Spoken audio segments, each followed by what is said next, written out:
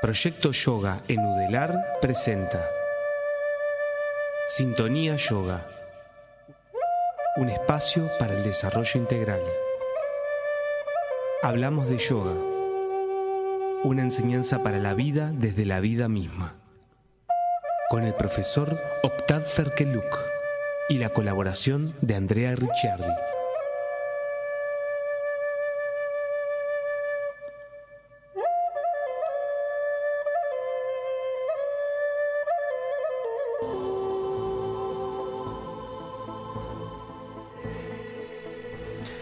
Buenas tardes, le decimos desde la Uniradio en esta nueva instancia del programa Sintonía Yoga.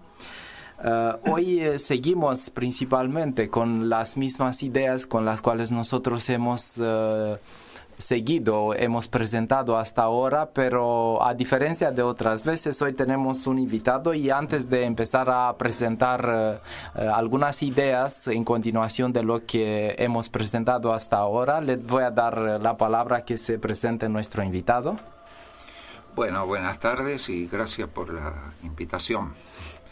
Mi nombre es Carlos Poliga y dirijo junto con mi esposa hace 30 años la Asociación Hastinapura acá en Uruguay, que es una institución básicamente dedicada a la educación espiritual del ser humano. Entre esas actividades, evidentemente, que desarrollamos todo lo que es el área de yoga, ya sea con prácticas de Hatha Yoga, y con a su vez instructorados, ¿no?, para aquellos que después quieran a su vez transmitir la enseñanza en otros lugares o para sí mismo también, ¿no? Pero todo con un enfoque y con un criterio evidentemente universalista, para que se entienda que sobre todo que el sendero espiritual, que es el sendero del desarrollo humano, ¿no?, sí, es algo universal, no es solamente para ir a India o a hacer yoga. Es decir, las condiciones del desarrollo humano, el desarrollo integral humano, siempre han estado presentes con distintos nombres, con distintas modalidades, con distintos esquemas, en todas las tradiciones espirituales.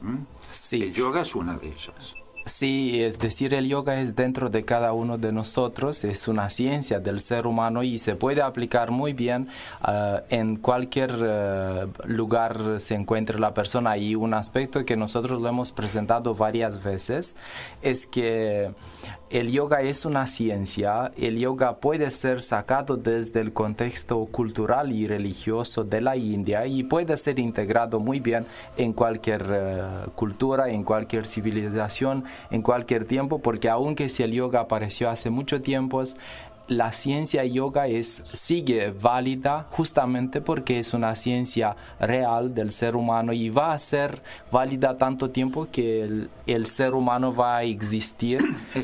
Y es una ciencia excepcional que el ser humano que está preparado la puede integrar en su vida y la puede utilizar para conocerse a sí mismo, para transformarse y para mejorar la relación con el universo, la relación con los demás, porque no olvidemos que nosotros acá estamos en la Tierra para transformarnos. La vida en el mundo terrestre es como una lección importante, es como una escuela en la cual nosotros estamos, y el yoga es exactamente la ciencia que nos permite que nosotros podamos aprovechar, podamos fructificar el tiempo que lo tenemos sobre la tierra para cumplir el destino que nosotros lo tenemos.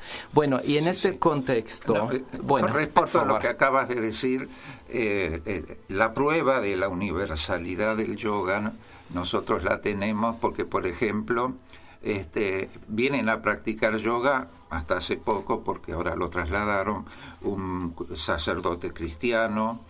Han venido también algunas hermanas cristianas, monjas, O sea que el yoga, no, como tú dices, no es algo propio de una religión establecida. No, solo el dogmatismo de algunas personas o el miedo de conocer algo diferente los puede parar a unos considerar que el yoga es una religión, porque existe en los países con una tradición cristiana fuerte, existe esta lucha de un modo por falta de entendimiento. Se considera que el yoga viene con algunos dioses, que viene con algunas prácticas religiosas, y el cristianismo tiene así un miedo. De hecho, el dogmatismo cristiano, no el cristianismo. El cristianismo es una ciencia también, y de este modo, si la persona también se acerca de cualquier formación espiritual, religiosa, cultural, profesional, encuentra en el yoga algo que le puede ayudar, y está exactamente la universalidad del mensaje del yoga,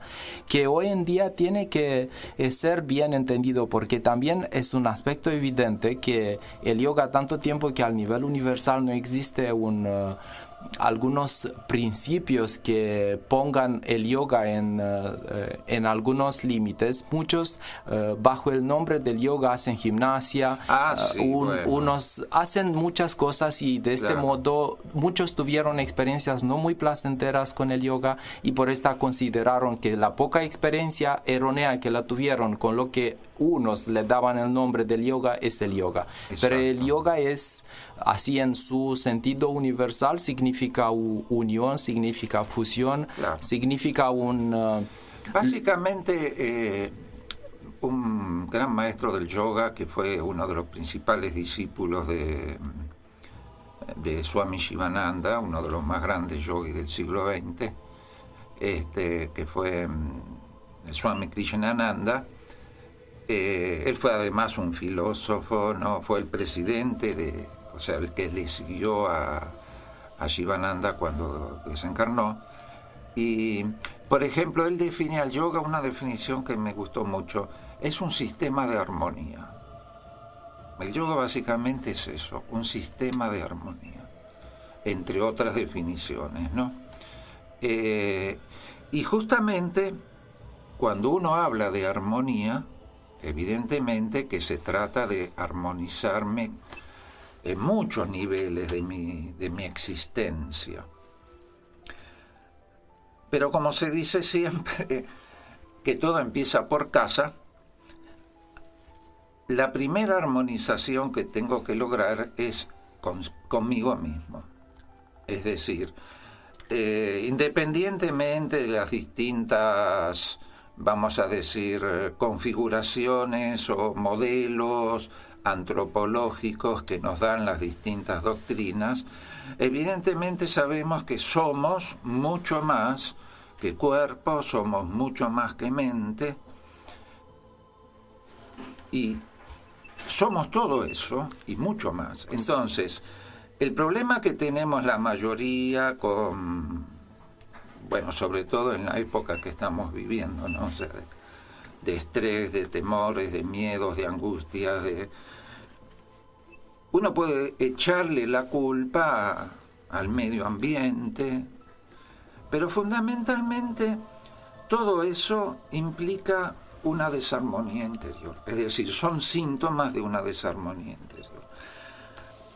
Tú sabes bien que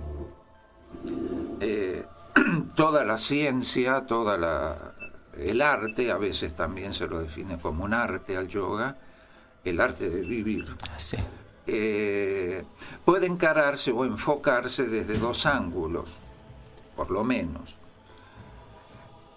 Uno, y eso depende, ese enfoque, del tipo psicológico de cada ser humano, porque psicológicamente no tenemos todos los mismos temperamentos, ¿no?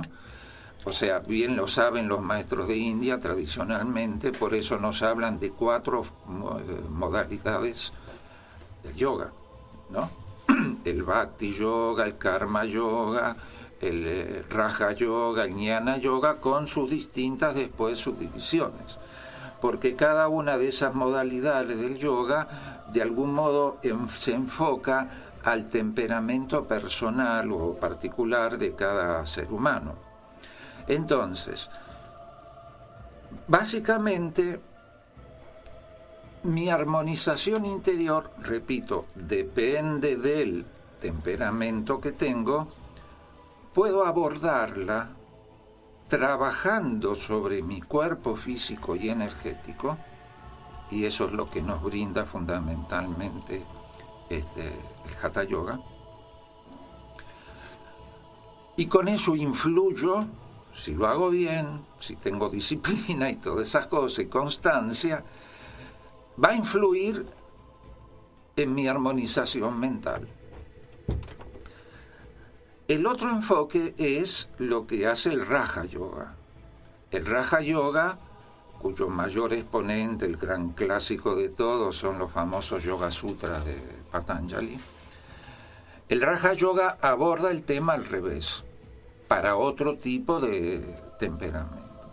El Raja Yoga fundamentalmente trabaja sobre la mente, sobre el aspecto mente, y no sobre el aspecto físico.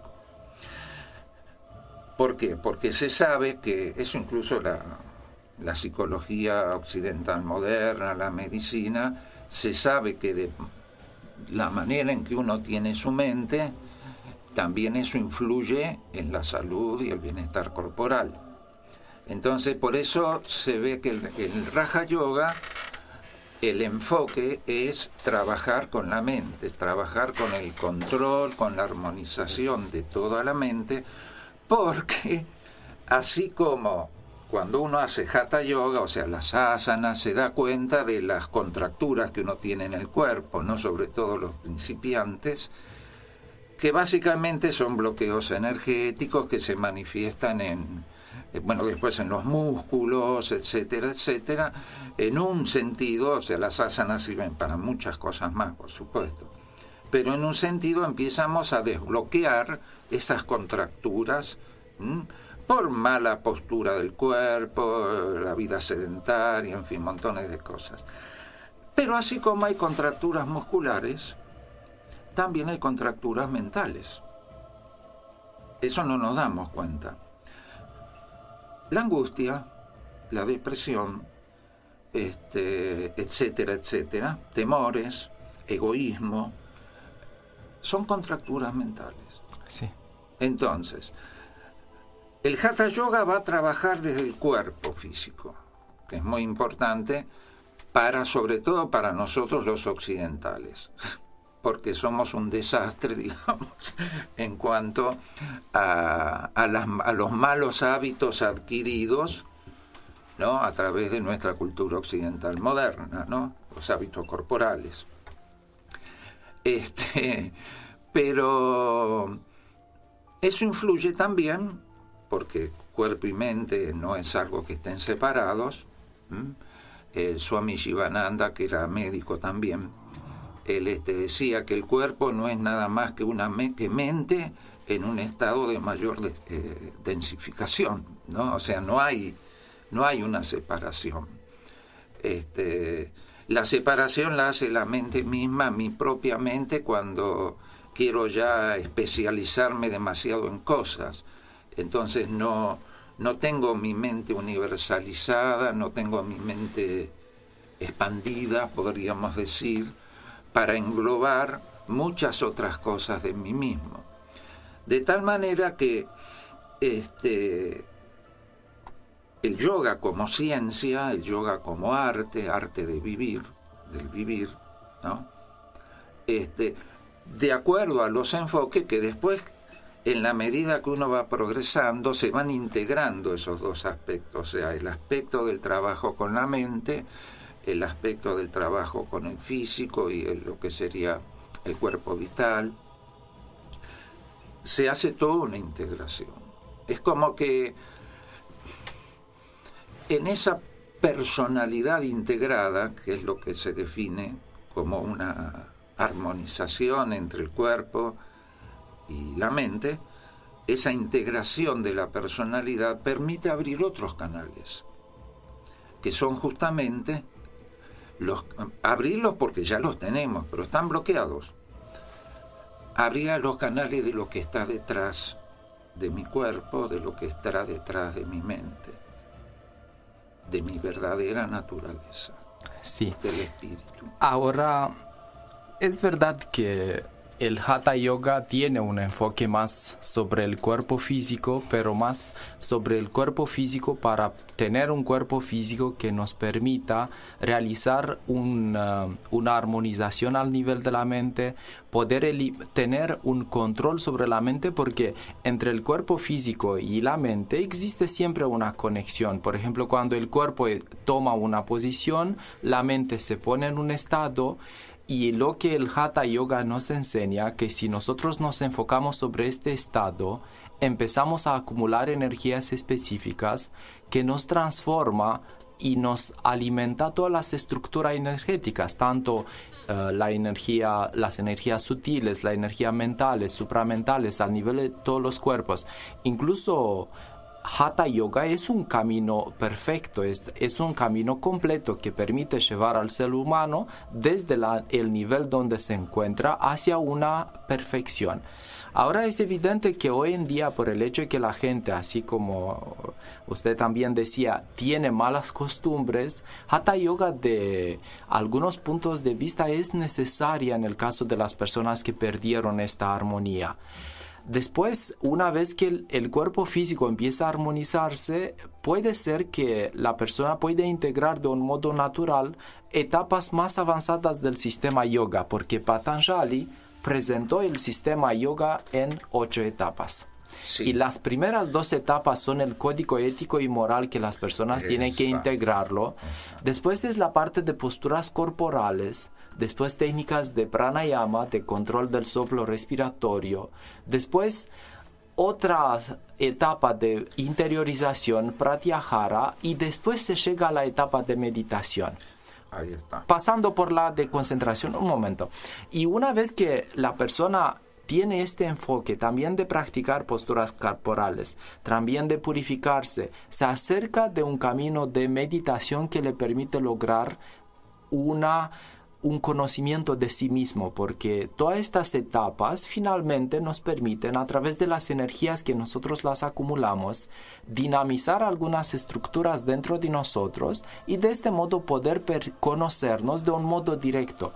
Y la armonización, más que todo en Hatha Yoga, implica una armonización entre 2 aspectos fundamentales, polares, el aspecto yin y el aspecto yang, porque Hatha Yoga exactamente significa el yoga del sol y de la luna, Ha y Ta. Para que se llegue a ese equilibrio interior del medio. Sí, para que se llegue a este equilibrio interior del medio, momento en el cual aparece otra realidad superior.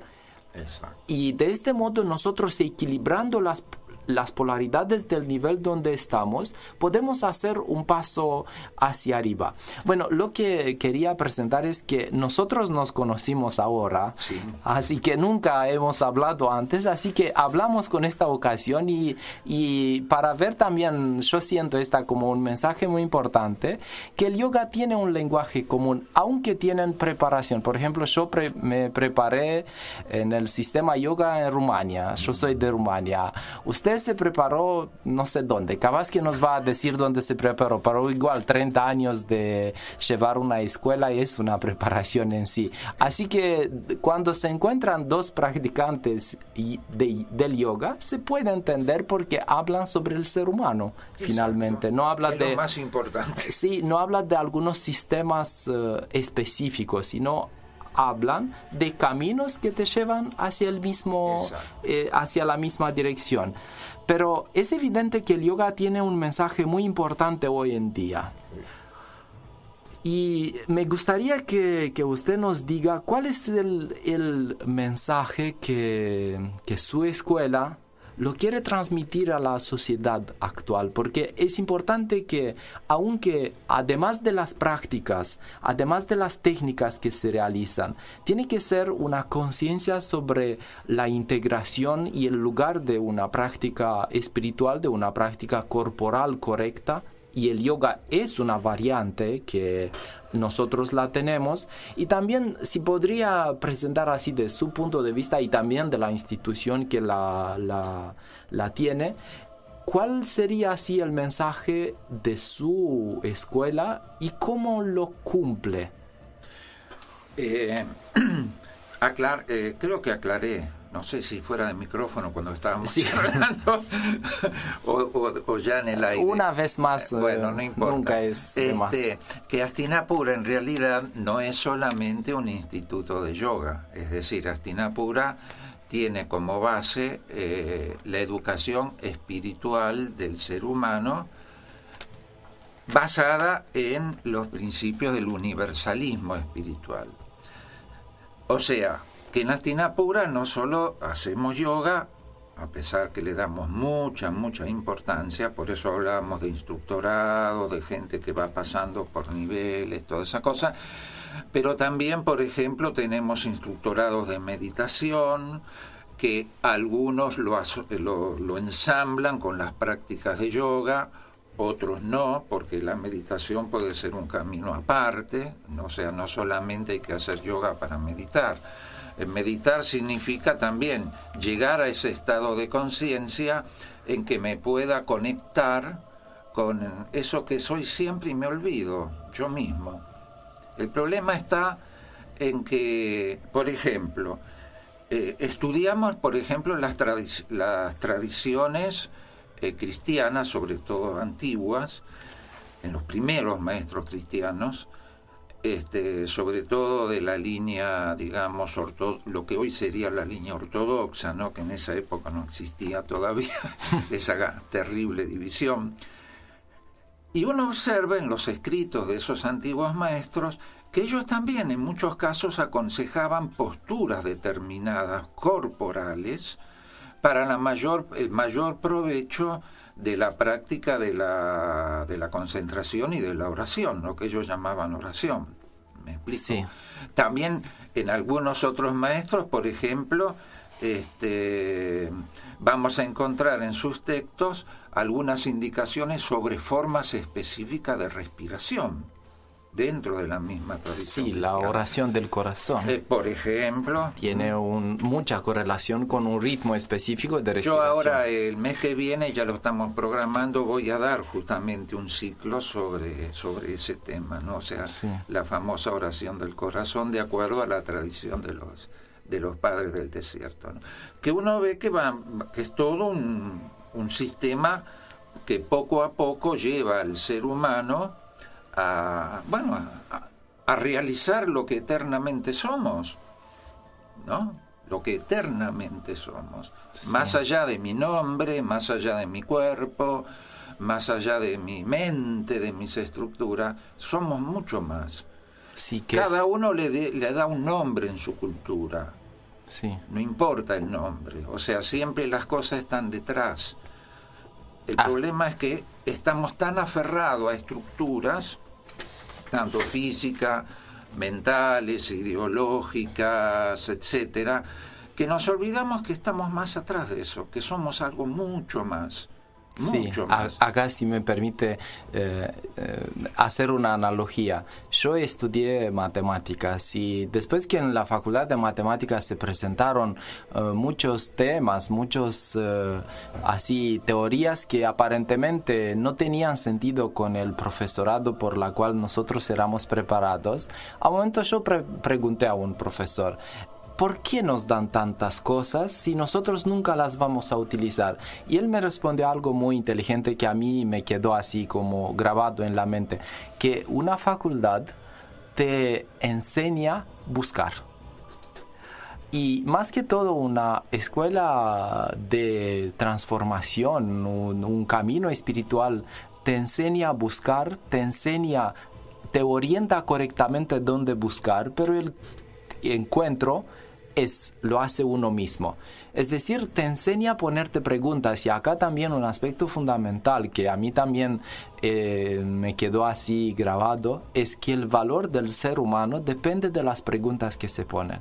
Sí, claro. Y un camino y también un ser que tiene alguna realización es algo que te despierta el deseo que encuentres dentro de ti lo que sentís que el otro ya lo tiene despierto y revelado. Y acá es una empatía que se va dando. El valor inestimable así de los maestros, de los guías auténticos, espirituales, es que te despierta esta gana, este deseo de descubrir lo que se encuentra más allá de lo que es físico, de lo que es obvio y evidente, y te da un sabor de algo que es trascendente y empiezas a buscarlo. Exacto. Y en este sentido el yoga no es una meta en sí, y me alegro que tenemos este ejemplo con la escuela de usted que integra también otras tradiciones, pero el yoga es un camino que es válido, especialmente de mi punto de vista, para el ser contemporáneo que todavía tiene una mente bastante difícil de disciplinarla. Sí. Nosotros nos ponemos a pensar en una cosa, es decir, a meditar, a enfocar nuestra mente sobre un tema y nos está asaltando la mente por varios temas y no podemos estar sin pensar. Siempre la mente nos lleva hacia momentos del pasado, hacia momentos del futuro, cuando es evidente que nosotros no estamos presentes. Y el gran encuentro, si podríamos decirlo así, con nosotros mismos, nosotros nos podemos descubrir a nosotros solo en el momento presente. Exacto. Si nosotros... A raíz de eso me acuerdo, sí, ya que citaste a Patanjali, justamente en el segundo sutra del libro de él, define el yoga y dice en sánscrito es Hatha Yoga Anusasanan, es el sutra número 1, y el sutra 2 que lo define dice Yogas Chitta Vritti Nirodha, sánscrito. Sí. Traducido, el yoga es la detención de los movimientos o fluctuaciones de la mente, ¿no? Esa es la definición con que empieza todo el tratado de yoga. Sí, yo lo conozco. Entonces, de una traducción, la detención de los patrones mentales. Bueno, es lo mismo, sí. Que así la mente se mueve siempre, ¿no? Claro. Discúlpame. Sí. Y el tercero, que sería... porque es todo un sistema lógico, psicológico, científico eso, ¿no? Los psicólogos occidentales tendrían que estudiarlo. Sí, sí. De hecho, en las universidades de Estados Unidos, Alemania, en todo lo que sea las disciplinas psicológicas, ya muchos investigadores lo están haciendo, ¿no? Porque se están dando cuenta de la profundidad que tiene eso en el estudio de la mente humana. Entonces, Patanjali dice, bueno, define el yoga de esa manera. El yoga es la detención de las fluctuaciones de la mente. O sea, el término sánscrito, vritti significa fluctuación mental, patrones mentales, en fin, sí, lo podemos traducir de muchas maneras. Nirodha es justamente detención. Sí. Eso me produce. Entonces, en el sutra siguiente dice, bueno, entonces, ¿qué pasa cuando me pasa eso? Cuando logro eso, que es la meta del yoga. Entonces, el vidente sería, descansa en su propia naturaleza. Ya está. Ahora, natural. Sí, que es nuestra verdadera naturaleza. Pero ahora, para lograr eso, tenemos toda la enseñanza y toda la tradición del Hatha Yoga, de todo lo que sea la disciplina, ¿no? Pero tú mencionaste algo muy importante antes, que un detalle que quizá mucha gente no se dé cuenta, o no lo tenga en cuenta, que pienso que pasa en cualquier, cualquier deseo, cualquier inquietud que cualquier ser humano quiera lograr. Si me interesa realmente algo, voy a hacer la disciplina, el esfuerzo, lo que sea, la práctica para lograrlo. Si me interesa. Eso pasa en las carreras universitarias, eso pasa en cualquier ámbito de la vida del ser humano. El interés, me tiene que interesar de corazón. Eso en yoga se llama bhakti. O sea, ese interés es lo que podríamos traducir como siento devoción por eso, por esa meta que quiero lograr. Si eso no lo tengo en mí como lo más importante, obviamente algo me va a ayudar, pero siempre tendré algo que me falta, porque mezclo mi interés principal, o mejor dicho, mezclo un montón de intereses que son los que muchas veces después nos tienen a maltraer de aquí para allá, ¿no? Porque básicamente el medio social en que vivimos nos bombardea constantemente con montones de intereses distintos. Entonces, obvio, la mente humana y por lo tanto el físico llegan a un límite, el estrés, etcétera. Esto está muy conectado, por eso quiero hablar también de otra cosa que es bien propia de cada uno de nosotros, el tema del deseo, de nuestros deseos. Esto quizás sea un enfoque un poco más... Si hacemos una paréntesis, con respecto a este interés, yo creo que este interés es la naturaleza del ser humano, pero tanto tiempo que está nublada por una mente loca, le podría decir, sí, porque no es un término que lo estoy inventando, yo lo utilizaron incluso las tradiciones espirituales como la mente mono. Ahí está. Tanto tiempo que esta mente no se tranquiliza, tanto tiempo que nosotros no creamos las condiciones para que este deseo aparezca, está cubierto por deseos efímeros que, así como decías, nuestro ser está bombardeado por varias por el medio ambiente, está bombardeado y nos atrae la atención hacia otras direcciones y olvidamos de lo que es esencial para el ser humano. Entonces un camino primero tiene que llevarte hacia poder revelar las necesidades reales de tu ser, porque no tenemos que inventar, tampoco tenemos que fingir que somos devocionales, que somos algunas caricaturas si manifestamos una actitud devocional falsa. Exacto. Tenemos que ser auténticos, tenemos que armonizarnos y cuando nuestro ser se encuentra en las condiciones óptimas, aparece la necesidad de conocerse a sí mismo a través de esta actitud devocional dentro de ti. Pero si tanto tiempo que nosotros somos más estructurados, más rigurosos, lo que tenemos que hacer es integrar alguna práctica, integrar algunas técnicas. Exacto. También yo creo que acá es un aspecto que también yo lo vi como muy fuerte, especialmente acá en Uruguay, teniendo varias experiencias.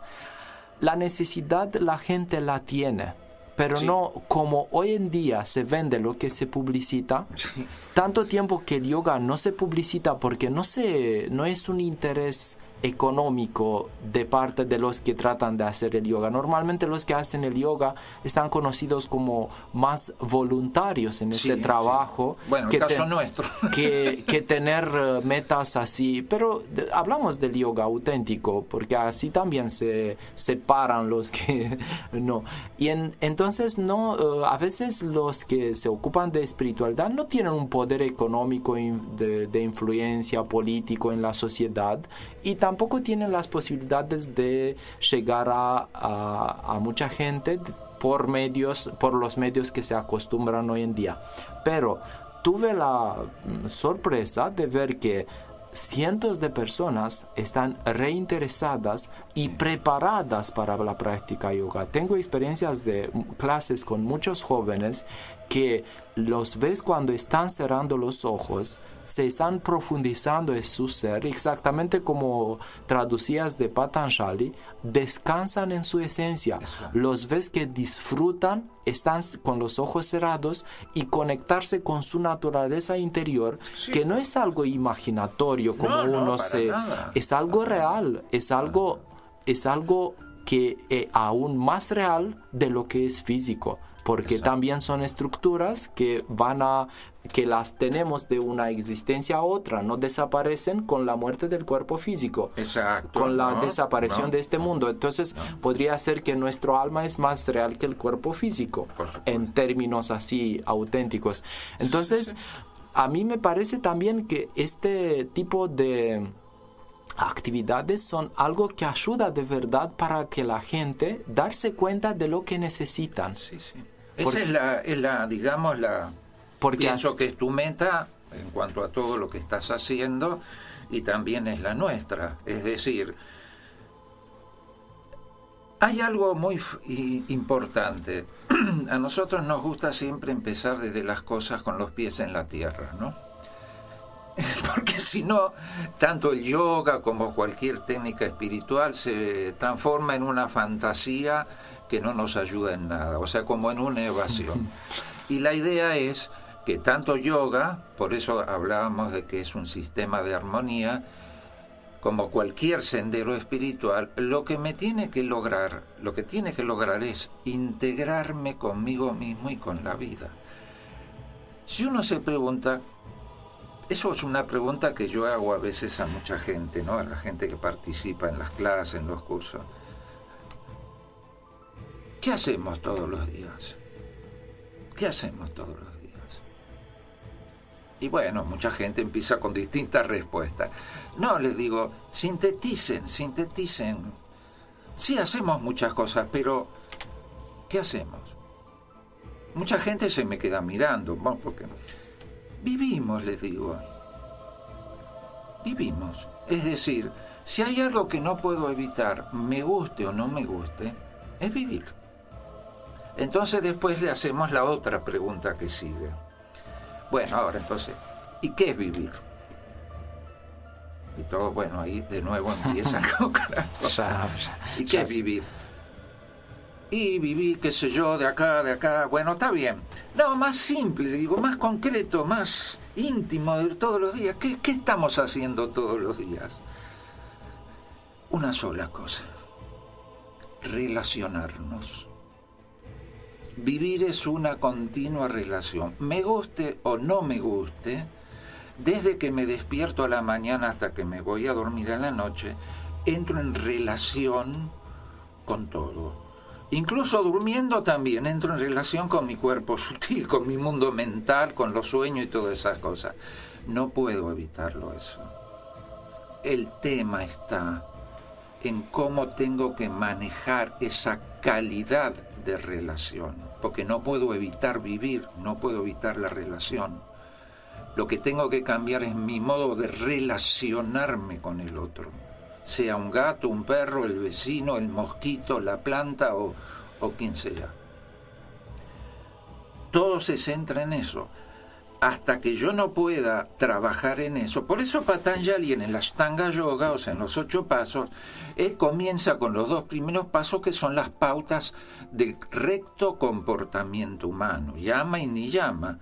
Yama son las pautas del recto comportamiento con respecto a mí mismo, y niyama son las pautas del recto comportamiento con respecto al medio. Algo así. Es decir, esas son cosas que no puedo evitar. Puedo decir, estoy cansado de esta sociedad, de la vida, me voy, no sé, a un monasterio, me voy a una cueva. Andate, pero vas a seguir relacionándote con los mosquitos de la cueva, con la temperatura, con... No se puede evitar eso. El tema soy yo. Esa es la idea. Sí, es verdad lo que dijiste, que la gente, el ser humano tiene que vivir con los pies sobre la tierra. Y tiene que fijarse bien en los pies sobre la tierra, pero no tiene que quedarse con la vista después solamente sobre la tierra. Después, él tiene que orientar la vista hacia arriba. ¿Cierto? Y cuando él orienta la vista hacia arriba, no tiene que olvidarse que está con los pies sobre la tierra e integrar las 2 actitudes. La actitud material, la actitud espiritual. Y cuando estas 2 actitudes se armonizan dentro del ser y encuentra la armonía, la relación que la tiene con todo lo demás, con un gato, con un ser humano amado, con un espíritu, con un principio, es natural, porque dentro de él ya existe esta naturaleza, y después él encuentra la perfecta manera, es decir, la manera universal que ya está transferida en él a través de la unión que se realiza, la puede identificar una realidad, una interacción perfecta con los demás. Lo que la vida nos da de un punto de vista es exactamente la modalidad de poder objetivar la armonía que nosotros la armonía que nosotros la tenemos dentro de nosotros. Si nosotros tenemos relaciones armoniosas con el medio ambiente, significa que nosotros tenemos armonía interior. Exactamente. Y si algo nos molesta desde afuera, nosotros no tenemos que modificar el medio ambiente para que se conforme a nuestras necesidades, sino que tenemos que tratar de mejorar la armonía dentro de nosotros y darnos cuenta que dentro de nosotros todavía algo falta. Y las soluciones para los problemas externos se resuelven también en el interior de nosotros. Y tenemos que integrar, así como decías vos también, las dos maneras, el exterior y el interior. El interior para poder encontrar las soluciones de mejorar lo que es exterior. Exacto. Nuestra tendencia es hacia afuera, pero las soluciones muchas veces las encontramos adentro. Por supuesto. Discúlpame, Confucio no era un yogi, pero era un maestro. Él decía, si yo estoy mal, mi familia está mal. Si mi familia está mal, mi pueblo está mal. Si mi pueblo está mal, todo el país está mal. Si yo estoy bien, mi familia está bien, mi país está bien, mi pueblo está bien. Es que, por eso el gran axioma repetido es griego, pero todos los conocemos, el conócete a ti mismo, ¿no? Esa gran enseñanza que sintetiza para mí y para muchos todo, ¿no? Que estaba grabado en el antiguo templo de Delfos, allá en la antigua Grecia. Hombre, conócete a ti mismo y conocerás a los dioses y al universo entero, ¿no? Esa era toda la frase. Sí. Todo empieza y termina en uno. La prueba la tenemos incluso a nivel práctico. Hay momentos, por ejemplo, un fin de semana, gracias a Dios ahora viene la primavera, pero ponle un fin de semana, un sábado invernal que llueve, hace un frío tremendo y yo tengo que quedarme en mi casa porque no puedo salir, porque justamente me quebré un brazo y estoy enyesado. Entonces miro por la ventana, con el brazo enyesado, ese clima, qué porquería, mal, feo, estoy deprimido, todas esas cosas. La misma situación, clima lluvioso, frío, viento, invierno. Yo con el brazo enyesado, pero estoy en compañía de un amigo o una amiga muy querida y estamos charlando bárbaro, escuchando música. Todo es hermoso. La poesía de la lluvia. Ahora, el fenómeno climático, frío, lluvia, invierno, es natural, no es ni bueno ni malo. Es lo que es. Sí. Todo va a depender el juicio que emita y la carga psicológica positiva o negativa que me provoque, depende de mí. Sí. Y bueno, eso es lo importante en el yoga, integración, integrarme, armonizarme. En esa medida,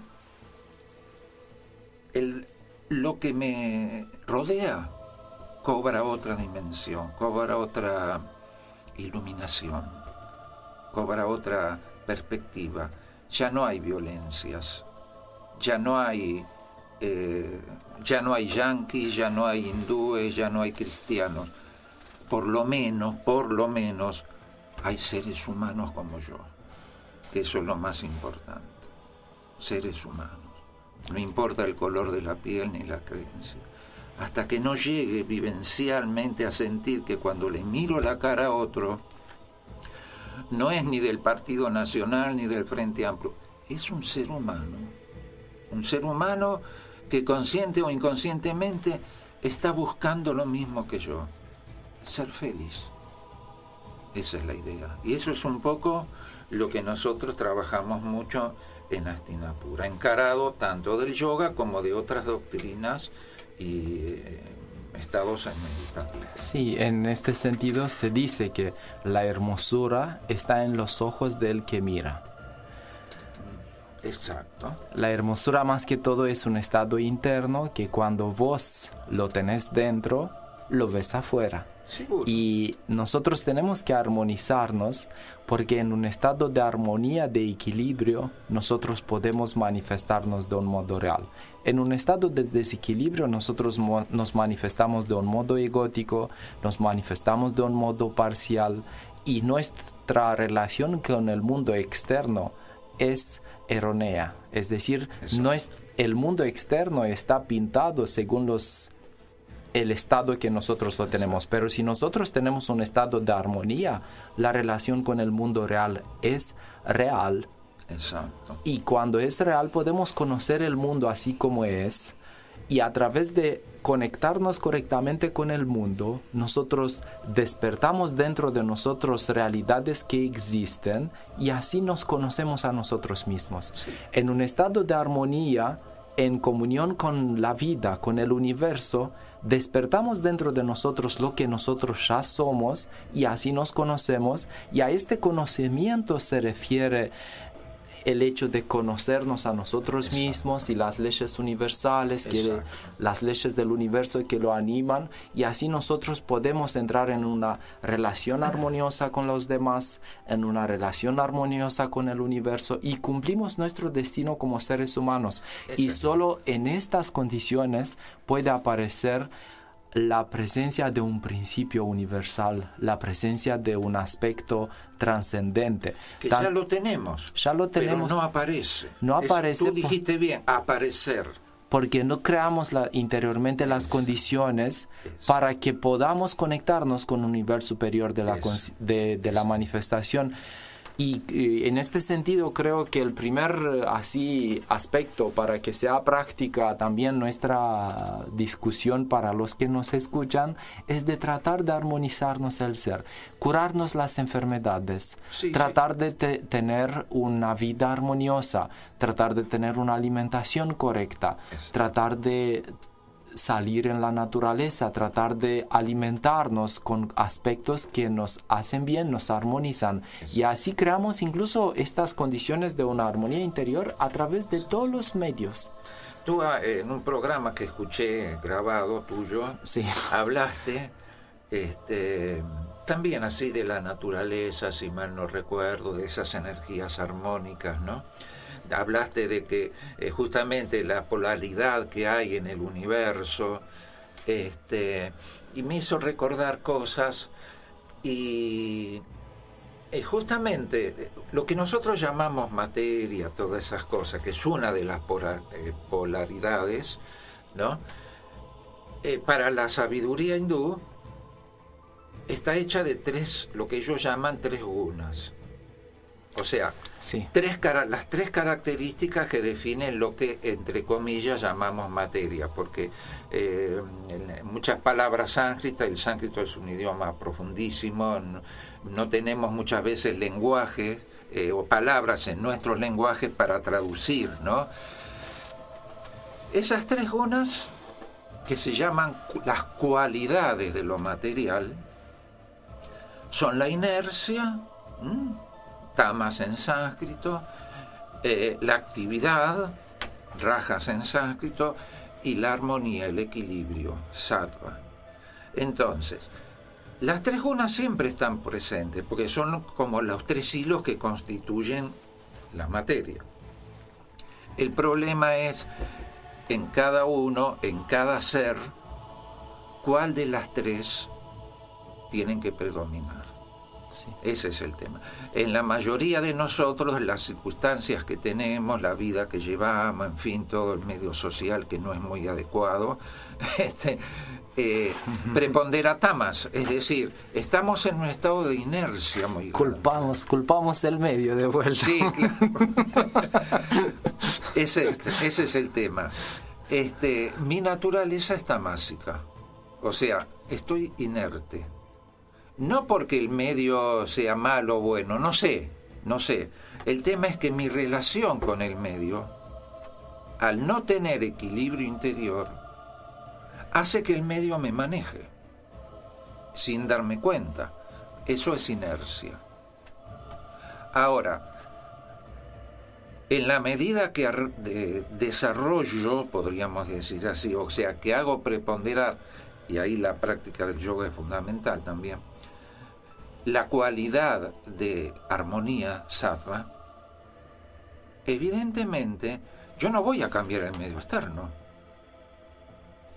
pero la relación que voy a tener con él va a ser distinta, es decir, de alguna manera no me va a afectar tanto, seré yo un poco más dueño de sí mismo para tomar decisiones frente a lo que ocurre en mi medio ambiente, en el medio externo.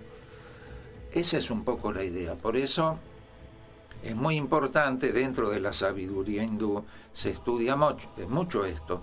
No te olvides que el yoga, como una de las 6 de Darsanas, es decir, uno de los 6 sistemas filosóficos de la India, son 6,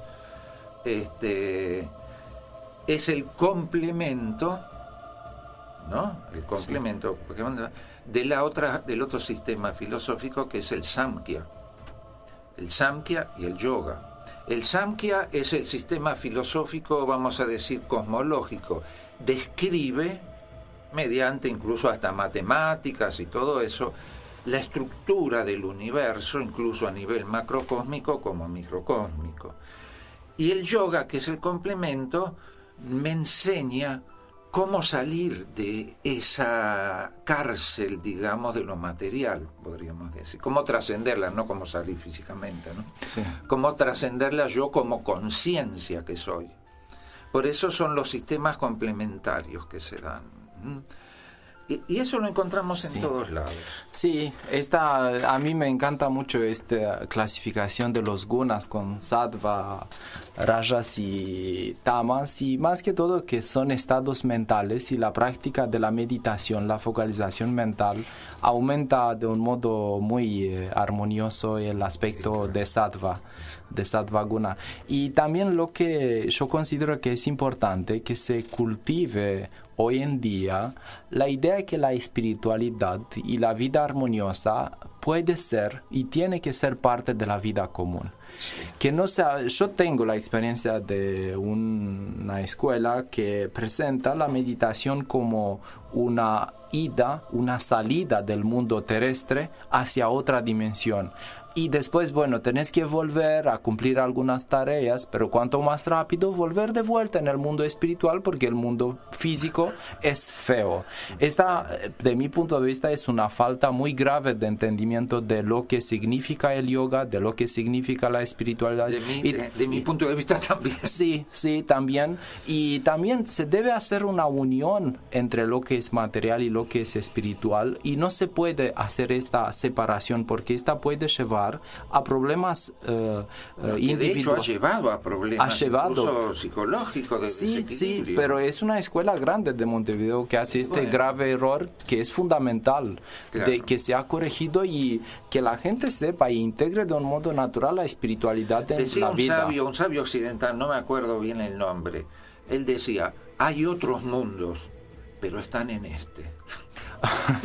Sí, con los pies sobre la tierra y nos miramos hacia el cielo sin olvidar que estamos con los pies sobre la tierra e integrarlos. Por eso hablábamos antes de que yoga es, y en general toda espiritualidad seria, es integración, no es huida. Si yo medito, busco a Dios para que me solucione el problema, nunca me voy a integrar. El problema soy yo.